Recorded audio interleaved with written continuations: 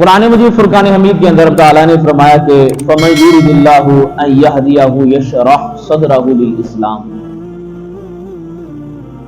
کہ اللہ تعالیٰ جس شخص کے ساتھ ہدایت کا ارادہ کرتا ہے، جس شخص کو بھی ہدایت دینے کا ارادہ کرتا ہے،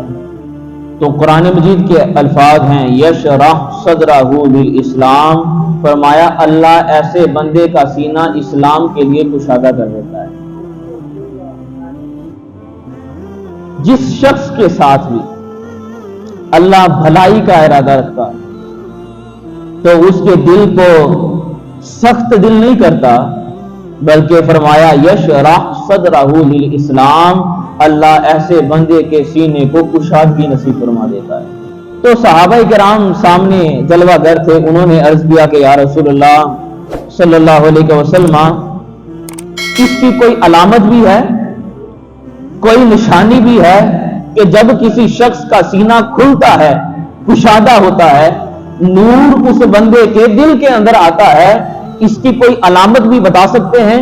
تو نبی پاک صلی اللہ علیہ وسلم نے فرمایا ہاں، فرمایا جب کسی شخص کا سینہ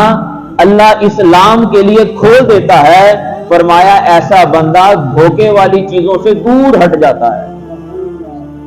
ایسا بندہ دھوکے والی چیزوں سے دور ہٹ جاتا ہے۔ اور فرمایا اس کی دوسری علامت یہ ہے کہ جب کسی شخص کا دل سینہ کھلتا ہے تو وہ شخص دنیا کی تیاری نہیں کرتا بلکہ آخرت کی تیاری کرنا شروع کر دیتا ہے۔ تیسری علامت نبی پاک صلی اللہ علیہ وسلم نے کیا فرمائی؟